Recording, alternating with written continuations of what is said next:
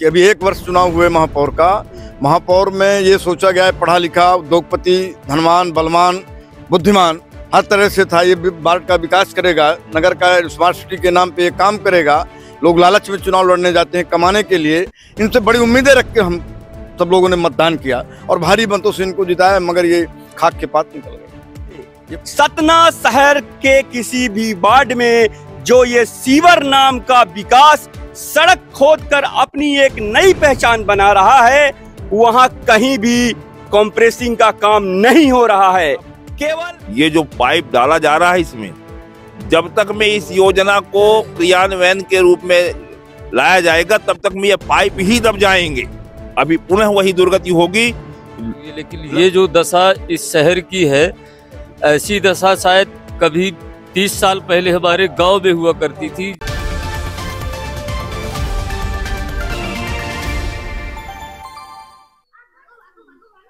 नमस्कार, मैं हूं महेंद्र पांडे और आप देख रहे हैं एमपी वॉच। आपका सतना की स्मार्ट सिटी में स्वागत है। अभी हम हैं वार्ड क्रमांक 9 सिद्धार्थ नगर के एक चौराहे पर और आपको यह दिखा रहे हैं कि सतना स्मार्ट सिटी का नजारा किस तरह है। एक बार कैमरामैन आप ये चौराहे का पूरा दृश्य दिखाइए कि सीवर लाइन खोदने के बाद किस तरह की स्थिति यहां हो गई है। आप ये नजारा देख के सोच रहे होंगे कि ये जो कीचड़ है उसका जिम्मेदार संबंधित निर्माण एजेंसी है, लेकिन ऐसा नहीं है। इस कीचड़ का जिम्मेदार वो प्रशासनिक अधिकारी हैं जिनके जिम्मे सीवर लाइन खोदने का काम दिया गया है, जिनके अंडर में वो एजेंसी काम कर रही है। तभी तो सीवर खोदने के 1 महीने बाद भी अभी तक यहां पर स्लैपिंग नहीं हुई है। यह केवल एक नमूना है। कमोबेश आप सतना शहर के जिस भी वार्ड में यह सीवर नामक विकास देखे होंगे, वहां स्थिति इसी तरह है। यहां पर कुछ लोग हैं, हम उनसे बातचीत करते हैं और जानते हैं कि उन्हें किस तरह की परेशानी हो रही है।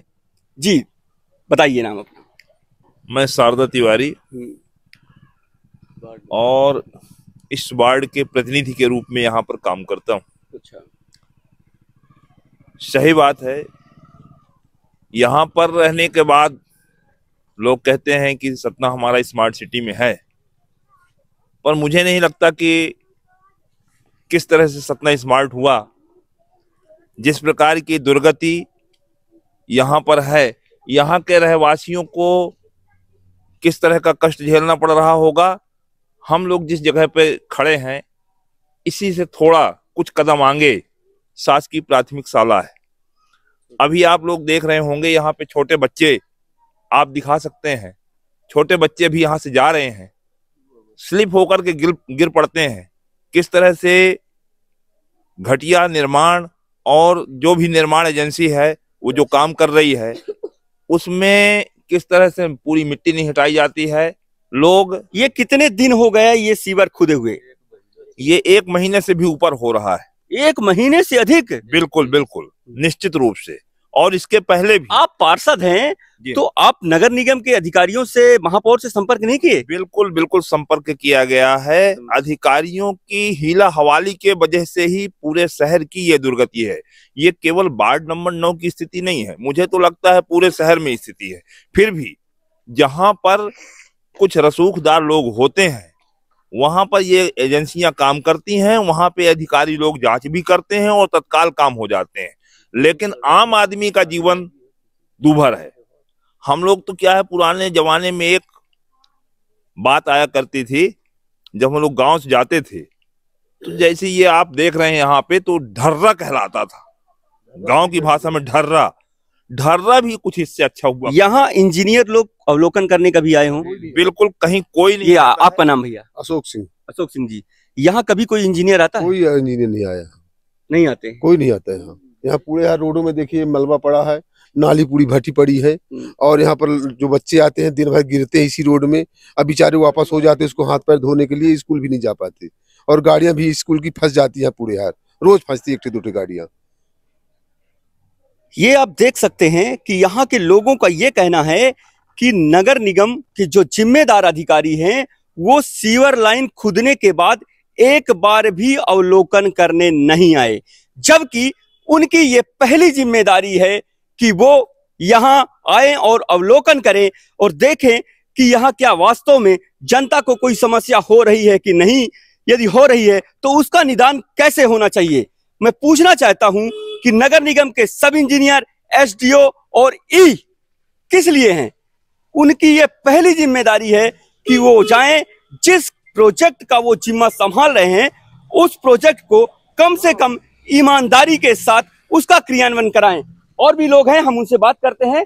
जी भैया, क्या नाम है? मेरा अमरनाथ शुक्ला, मैं इसी वार्ड का निवासी हूँ।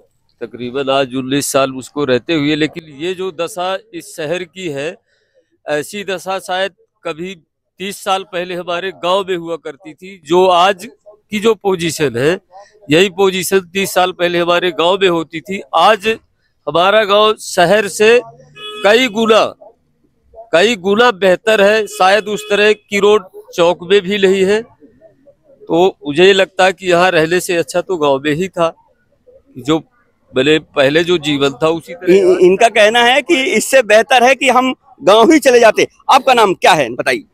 मेरा नाम संतोष कुमार पांडे है जी। सर्वप्रथम तो मैं आपको धन्यवाद दूंगा, कम से कम हमारे वार्ड की पीड़ा देखने और समझने के लिए आप आए, इसके लिए बहुत बहुत ये आप देख सकते हैं, ये एक ऑटो जा रहा है बच्चों को लेकर। स्कूली बच्चे हैं इसमें। देखिए किस दशा में जा रहा है, क्या स्थिति है।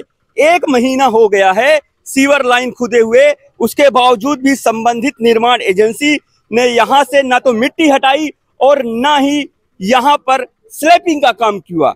सबसे महत्वपूर्ण बात यह है कि जो नगर निगम का सीवर का प्रोजेक्ट है उसके एस्टीमेट में ये बात उल्लेखित है कि संबंधित एजेंसी खुदाई करेगी, खुदाई करने के बाद जो मिट्टी निकलेगी उसे किनारे करेगी और उसके बाद रोलर से उसकी कंप्रेसिंग की जाएगी और उसके बाद स्लैपिंग की जाएगी। लेकिन किसी भी वार्ड में, सतना शहर के किसी भी वार्ड में जो ये सीवर नाम का विकास सड़क खोदकर अपनी एक नई पहचान बना रहा है, वहां कहीं भी कंप्रेसिंग का काम नहीं हो रहा है। केवल इसी तरह खोद के फेंक दिया जाता है। अब वार्ड की जनता मरे, बच्चे छोटे फिसले, घर से नौजवान नौकरी के लिए जाता है, वो रास्ते में गिर जाए, इससे नगर निगम के संबंधित जिम्मेदारों को किसी तरह की कोई परवाह नहीं है। ये मैं अभी देखिए लाइव दिखा रहा हूं, ये स्कूली बच्चों की वैन जा रही है और किस तरह स्थिति है सड़क की। इस स्थिति को देखकर मैं ये कह सकता हूं कि ये जो प्रोजेक्ट की जिम्मेदारी संभाल रहे हैं नगर निगम के वो जिम्मेदार अफसर जो इस प्रोजेक्ट की जिम्मेदारी संभाल रहे हैं, एक बार सोने से पहले अपनी आत्मा में हाथ रखकर ये चिंतन करें कि क्या वास्तव में हम अपने कर्तव्यों का निर्वहन कर रहे हैं कि नहीं। सरकार हमें जो तनख्वाह दे रही है, क्या उसके बदले में हम जनता की सेवा कर पा रहे हैं, या लोक सेवा की जो भी हमें जिम्मेदारी मिल रही है उसका हम निर्वहन कर पा रहे हैं कि नहीं। और यदि आत्मा से आवाज आए तो प्लीज आप आइए इस कॉलोनी में और देखिए यहाँ का हाल क्या है।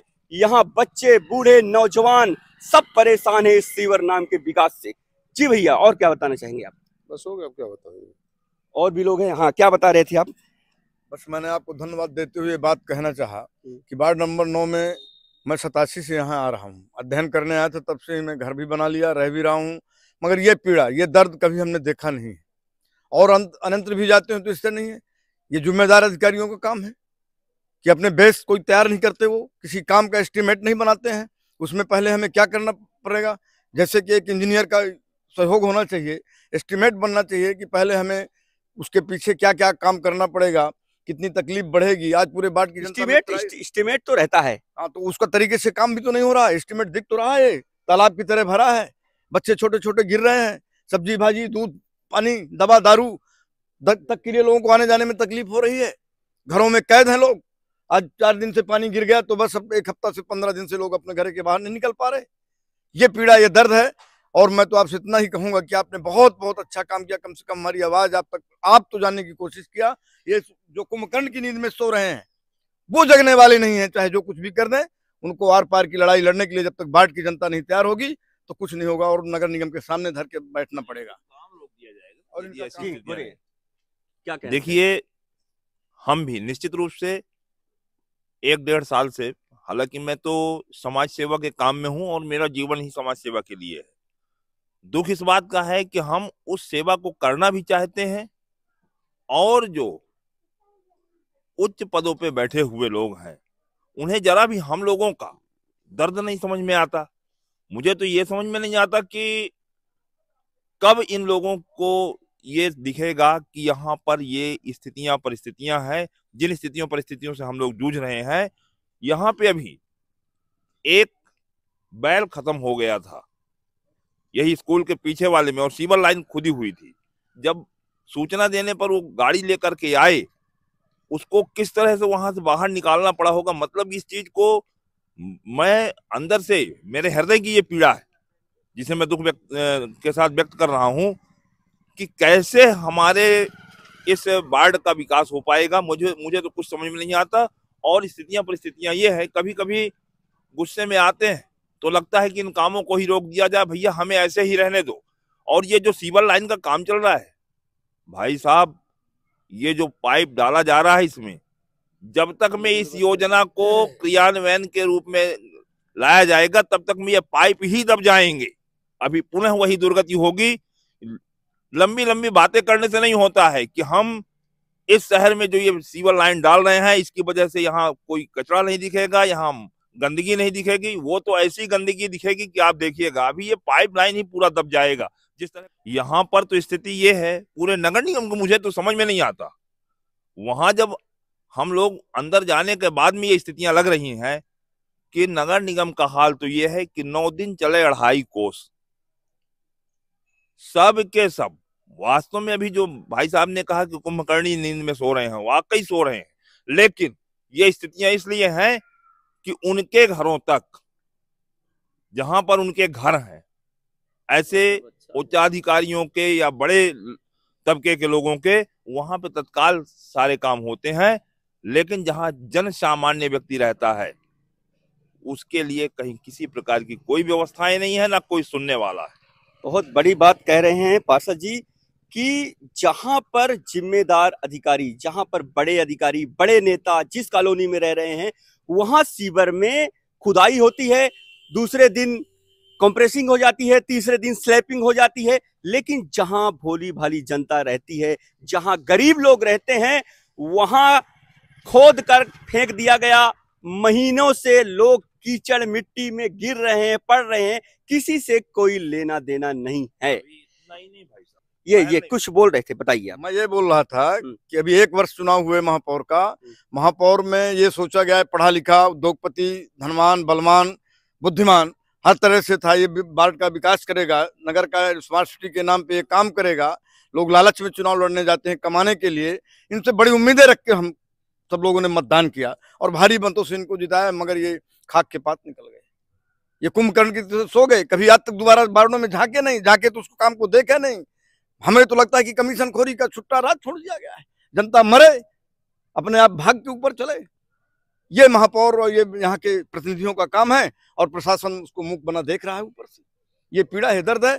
मैं पूरी तरह से बताता हूँ, कम से कम 10 लोग मरीज ऐसे पड़े हैं वार्ड में अंदर जो अपनी दवा कराने नहीं जा पा रहे हैं, क्योंकि वो जानते हैं कि हम रास्ते में गिर जाएंगे, मर जाएंगे। किसी का बेटा है छोटा सा, किसी का बूढ़े माँ बाप है। ये पीड़ा, ये दर्द है। साहब किसी तरह से अगर नहीं सुनते तो मजबूर होकर के आर पार की लड़ाई लड़ने के लिए वार्ड के लोग तैयार हो। आपने देखा कि यहाँ हमने अलग अलग लोगों से बातचीत की। लोगों के मन में जबरदस्त गुस्सा है और पीड़ा भी है इस बात की कि हमें इस तरह का विकास नहीं चाहिए। खुदने के बाद आज तक ना ही यहाँ कोई सब इंजीनियर आया, ना ही एसडीओ आए, ना ही ई आए, क्योंकि यदि वो आ जाएंगे तो उनके पॉलिश लगे बूट गंदे हो जाएंगे। उन्हें कोई फर्क ही नहीं पड़ रहा है। जनता यहाँ मर रही है। स्थानीय लोगों में यहाँ के जनप्रतिनिधियों को लेकर भी आक्रोश है। अभी के लिए फिलहाल इतना ही। हम फिर मिलेंगे एक और वीडियो के साथ। तब तक के लिए आप हमें दीजिए इजाजत।